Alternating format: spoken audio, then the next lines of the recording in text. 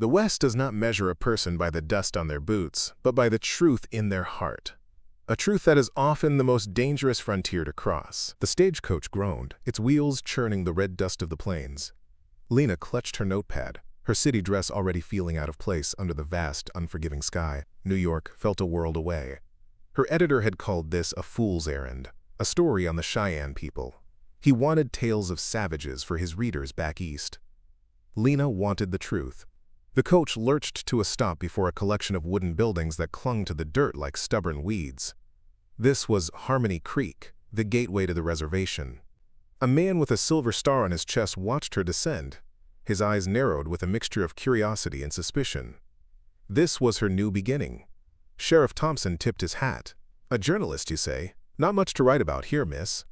Lena smiled politely, ignoring his dismissive tone. "I believe every place has a story, Sheriff."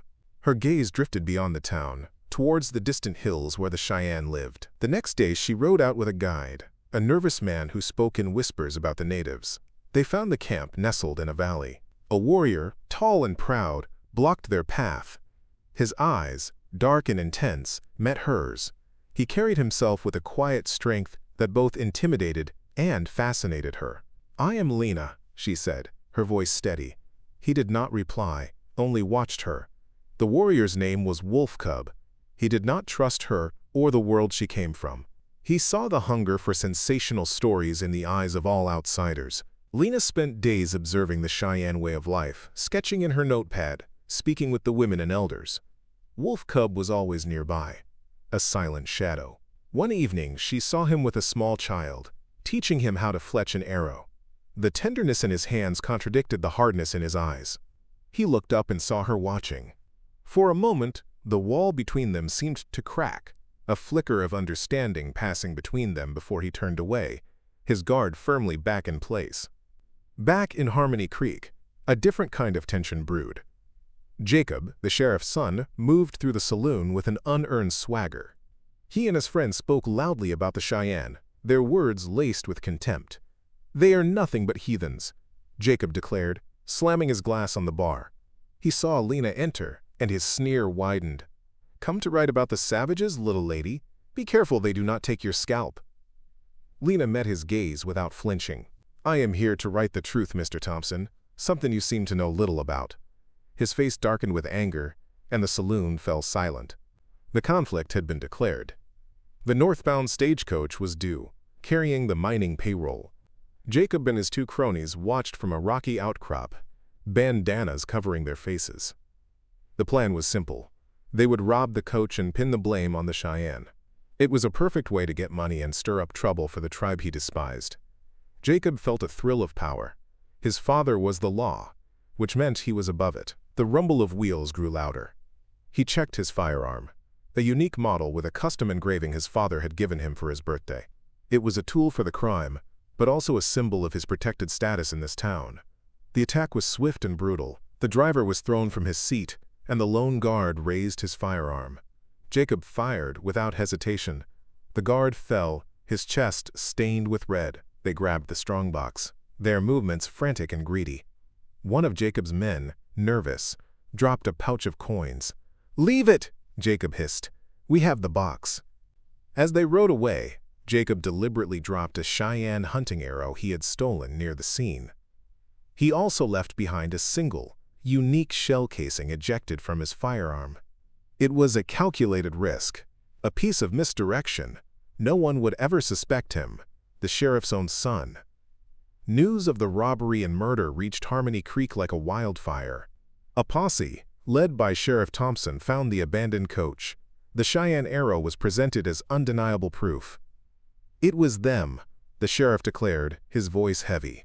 "Those savages have finally gone too far." Lena, hearing the commotion, felt a cold dread. She had seen the peace in the Cheyenne camp. This violence did not fit. She saw Wolf Cub's face in her mind. He was proud and wary, but not a killer. The townspeople, however, were already convinced. Their fear and prejudice ignited into a thirst for vengeance. The posse rode to the reservation. They found Wolf Cub returning from a lone hunt, his bow in hand. He matched the description given by the terrified stagecoach driver, a lone warrior. They surrounded him, their firearms raised. Wolf Cub stood his ground, his expression a mask of defiance. He did not understand the accusation, but he understood the hatred in their eyes. Sheriff Thompson arrested him, tying his hands. As they led him away, Lena arrived, her heart pounding. She saw the injustice in the scene, the triumphant look on Jacob's face as he watched from the edge of the crowd. Their eyes met, and his held a clear, cold warning. Wolf Cub sat in the small, dark cell, the silence a heavy blanket. He refused to speak to his captors. He knew they would not listen. They had judged him the moment they saw him. He thought of his people, of the shame this false accusation would bring upon them. And he thought of her, the woman from the East, with the curious eyes. He had seen the shock and disbelief on her face when they arrested him. Why did she look at him that way? She was one of them. She could not possibly understand his world or his innocence. He steeled his heart against a sliver of hope that felt more dangerous than any prison. Lena went to the sheriff's office, demanding to see the prisoner. "That is not a good idea, miss," Sheriff Thompson warned. "The town is on edge." But Lena insisted. She was allowed a few minutes, standing before the bars of his cell. "I do not believe you did this," she said softly. Wolf Cub looked at her, his face unreadable. "Your belief changes nothing," he replied, his voice low and raspy. "Your world has already decided my fate."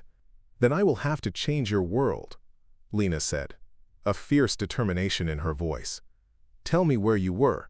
Give me something to work with." He remained silent, turning his back to her. Lena's conversation with Wolf Cub was cut short by Jacob.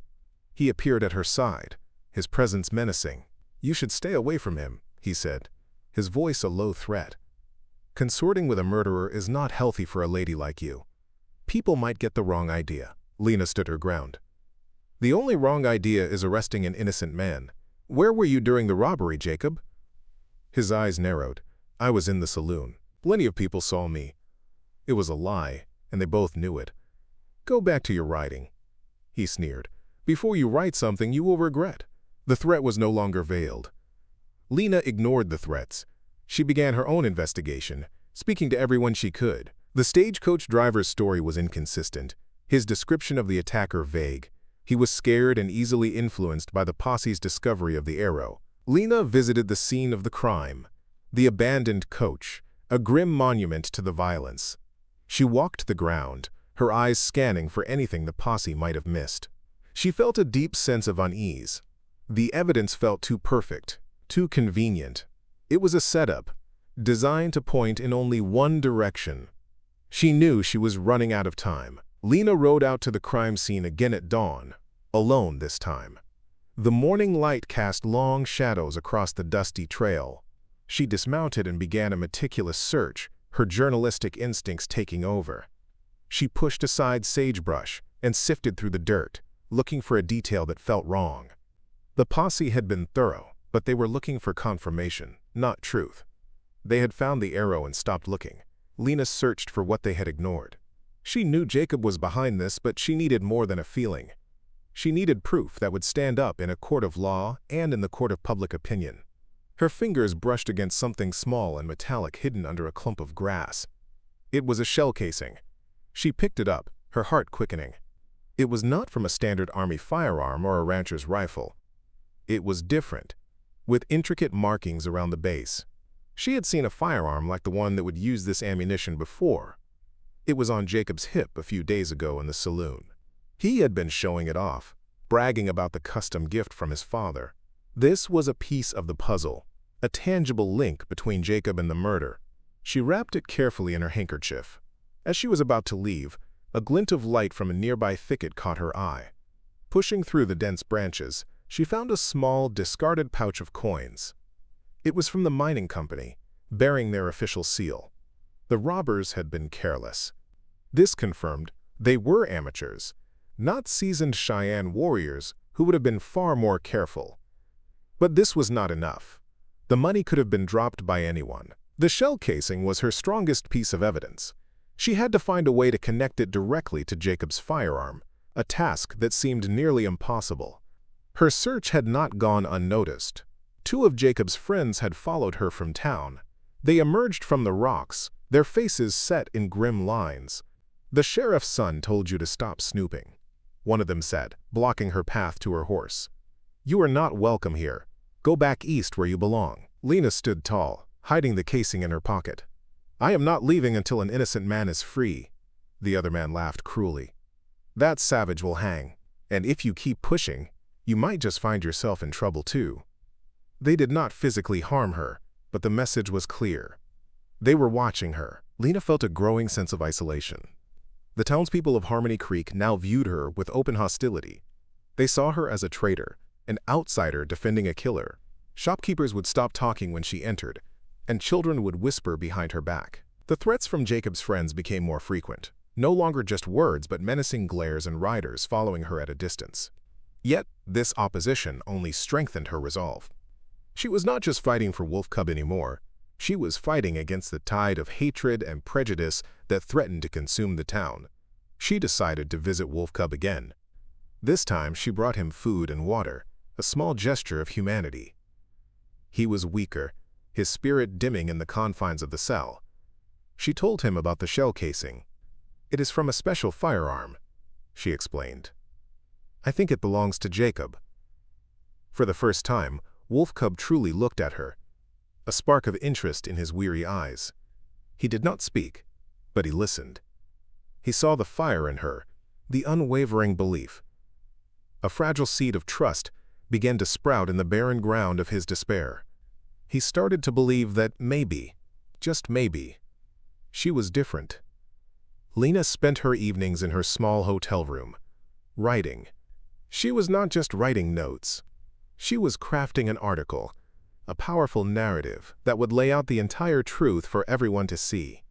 She detailed the flimsy evidence against Wolf Cub, the inconsistencies in the official story, and the culture of fear and prejudice that allowed such an injustice to happen. She wrote about the unique shell casing, posing a question to the town: who else in Harmony Creek owned such a firearm? It was a dangerous gamble. Publishing it would be like throwing a lit match into a powder keg. The romance between Lena and Wolf Cub grew in the quiet moments they shared through the bars of his cell. It was not a romance of grand declarations, but of shared glances, of silent understanding. He began to tell her stories of his people, of his life before the fence of the reservation. She, in turn, told him of her life in the city, of her dream to use words to build bridges, not walls. In that small, grim jailhouse, two worlds touched. They found a common ground in their shared sense of justice and their growing affection for one another. It was a love born in the shadow of death. The day of the trial was approaching. The circuit judge was due to arrive in a week. Lena knew she had to act fast. She needed more than just the shell casing. She needed the stolen money. She recalled the nervous way Jacob's friend had looked at the woods during their confrontation.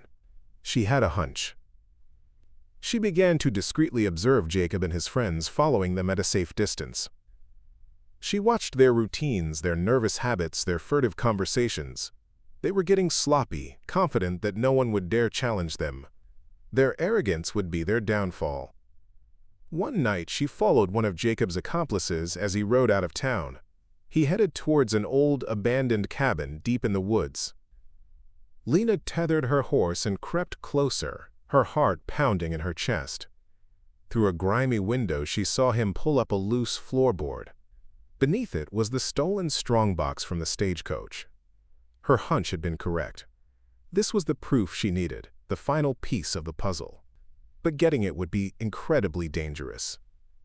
She was one woman against three desperate men. She needed a plan. Lena returned to town before dawn, her mind racing. She could not go to the sheriff. He would never believe her over his own son. She had to get the evidence and expose the truth to the entire town at once. Her article was her weapon. She finalized the text, adding the detail about the hidden strongbox. She made arrangements with the telegraph operator, a quiet man who seemed sympathetic to her cause. She would send her story not to one newspaper, but to several, ensuring it could not be easily suppressed. The plan was set. All she needed was the right moment to act. Her next visit to Wolf Cub was different. There was a new urgency in her voice. "The trial starts in 2 days," she said. "I have found the money. I have a plan." He looked at her, seeing the immense risk she was taking for him. "You are putting yourself in great danger," he said, his voice filled with a concern that went beyond his own fate. "Some things are worth fighting for," she replied, her hand resting on the bars near his. He reached out, his fingers gently brushing against hers. It was the first time they had touched. In that simple contact, a promise was made, a bond of love and trust sealed. The night before the trial, Lena rode back to the abandoned cabin. The air was cold and still. She moved like a ghost through the trees, every snap of a twig sounding like a gunshot in the silence. She knew Jacob's men would be in the saloon, celebrating their impending victory. She slipped inside the cabin, the smell of dust and decay filling her lungs. She pried open the loose floorboard and stared at the strongbox. It was heavy, but she managed to drag it out. She could not take the whole box, but she could take some of its contents as proof. She opened it and grabbed several stacks of cash. As she was leaving the cabin, she heard the sound of approaching horses. Panic seized her for a moment, but she forced it down. It was Jacob and his friends, returning sooner than expected. She scrambled into the woods, hiding behind a large oak tree as they rode up to the cabin. "Let us check on it one last time," Jacob said, his voice confident. "Tomorrow, that savage hangs, and we are rich." Lena held her breath as they went inside. She heard a shout of rage. "Some of it is gone." She did not wait to hear more. She ran to her horse, her only thought to get back to town. The ride back was a blur of terror. She could hear them pursuing her, their angry shouts echoing through the forest. A shot rang out, and a bullet whizzed past her ear. They were not trying to warn her anymore, they were trying to kill her. She pushed her horse harder, praying it would not stumble in the dark. The lights of Harmony Creek appeared in the distance, a beacon of hope. She galloped into the main street, not slowing until she reached the telegraph office. She burst through the door, breathless and terrified, clutching the stolen money. The operator looked up, his eyes wide with alarm. "Send it now," Lena gasped, handing him the pages of her article and the money for the transmission. "Send it to every paper on this list." As the operator began to tap out the message, Jacob and his men skidded to a halt outside. They saw her through the window, and their faces contorted with fury. But it was too late. The story was already flying across the wires, the truth traveling faster than any horse. Lena stood her ground, watching them, her fear replaced by a cold, hard certainty. She had won. The town of Harmony Creek was about to wake from its prejudiced slumber. The morning of the trial dawned gray and tense. The town square was filled with people, their faces a mixture of grim anticipation and anger. They had come to see a hanging. Inside the makeshift courtroom, Wolf Cub stood before the judge, his expression stoic. He had placed his faith in Lena, but he was prepared for the worst. Sheriff Thompson presented the case for the prosecution, his voice booming with false confidence. He held up the Cheyenne arrow, calling it the final word on the matter. The crowd murmured in agreement. The verdict seemed a foregone conclusion. Suddenly, the doors of the courtroom burst open. The telegraph operator rushed in, waving a copy of a newspaper that had just arrived on a special train. "This just came in," he shouted. "From the Denver Post!" He handed it to the judge. The headline was bold and shocking. "Innocent man to hang in Harmony Creek. Journalist exposes sheriff's son." A wave of confusion and disbelief swept through the courtroom. The judge began to read Lena's article aloud. Every word fell like a hammer blow, dismantling the lies and exposing the conspiracy. The room fell into a stunned silence. Lena's article laid out all the evidence: the custom shell casing, the testimony of the stagecoach driver under pressure, and the discovery of the stolen money in the cabin. She described the threats against her and painted a vivid picture of Jacob's hatred for the Cheyenne. As the judge read, all eyes turned to Jacob, who was sitting in the front row. His face was pale, his arrogance stripped away, replaced by pure panic. He looked to his father for help, but the sheriff's face was a mask of horror and shame. He was trapped by the truth his own son had tried so desperately to bury. The courtroom erupted into chaos. People were shouting, pointing at Jacob. The narrative had shifted in an instant. The mob that had been ready to lynch Wolf Cub was now turning its anger towards the sheriff's son. The judge banged his gavel, calling for order. "Sheriff Thompson," he said, his voice cold and commanding. "In light of this new evidence, I am dismissing all charges against this man," he gestured to Wolf Cub, "and I am issuing a warrant for the arrest of Jacob Thompson and his associates." The sheriff looked at his son, his face etched with pain. The law had finally caught up to them both. Sheriff Thompson seemed to age a decade in a single moment. He looked from the judge's stern face to his son's terrified one. The town he was sworn to protect was in an uproar, and his own flesh and blood was the cause. With heavy steps, he walked over to Jacob. He did not speak. He simply took out his handcuffs. The click of the metal locking around his son's wrists echoed in the silent courtroom. It was the sound of a father's heart breaking, the sound of duty winning its long, painful battle with love. Jacob did not resist, his eyes wide with the shock of his downfall. The two accomplices tried to flee from the back of the courtroom, but the townspeople, now a mob for justice, blocked their path. They were seized and held until the sheriff could secure them. The crowd's anger was a palpable force, a wild energy that had been redirected. They surged out of the courtroom and into the street, their shouts for justice now directed at the true culprits. Lena stood near the doorway, watching the scene unfold. She had not expected this. She had hoped for justice, but she had not anticipated the raw, volatile power of the truth she had unleashed. Amid the chaos, Wolf Cub was released. A deputy unlocked his cell, and he stepped out, a free man. He walked through the now empty courtroom, his eyes searching for one person. He found Lena standing by the entrance. He walked towards her, the noise of the crowd outside fading into the background. He stopped in front of her, his gaze intense. "You saved my life," he said, his voice filled with an emotion she had never heard from him before. "You did more than that," she replied softly. "You showed me that one person's courage can change everything." He reached out and took her hand. His touch was warm and strong. "You have the heart of a warrior," he told her. It was the highest compliment he could give. In his eyes, she saw not just gratitude, but a deep, profound respect and affection. The walls between them, built of culture, prejudice, and distrust, had finally crumbled. They stood together, two people from different worlds who had found a common language in their shared belief in justice and their growing love for one another. The future was uncertain, but in that moment, they were united. The angry mob swirled around the jailhouse where Jacob and his friends were now being held. Their cries for swift justice were loud and threatening. Sheriff Thompson stood on the steps, his face grim, trying to calm them. "The law will handle this," he pleaded, but his authority was shattered. Lena and Wolf Cub watched from a distance. "They are the same people who wanted to see you hang," Lena said, a tremor of fear in her voice. "Their anger is a fire," Wolf Cub observed. "It does not care who it burns. It only wants fuel." He knew this was a dangerous moment. Wolf Cub stepped forward. He walked towards the mob, his presence calm and commanding. Lena moved to his side, her hand still in his.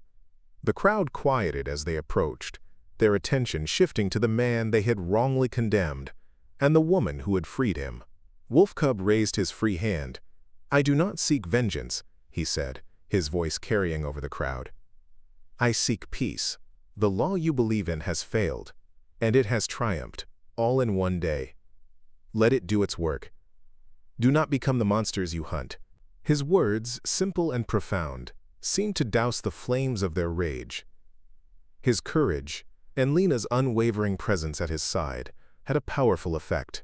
The people looked at them, at the bond that was so clearly visible between them.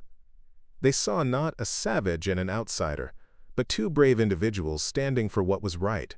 The anger in the crowd began to subside, replaced by a grudging respect. The mob slowly began to disperse, the men muttering amongst themselves as they returned to their homes and businesses. The immediate danger had passed. Harmony Creek had been forced to look at its own reflection, and it had not liked what it saw. In the quiet that followed, Lena and Wolf Cub stood together under the setting sun. The red dust settled around them. "What will you do now?" Lena asked. "My path is with my people," he said, "but it is no longer a lonely path." He looked down at her, a rare, gentle smile touching his lips. "And you? Will you return to your world of paper and ink?" "My world is where the story is," she replied, her heart full. "And I think the most important story is just beginning." They knew their journey would not be easy, but they would face it together, their love a bridge between two worlds, a testament to hope in the heart of the unforgiving West.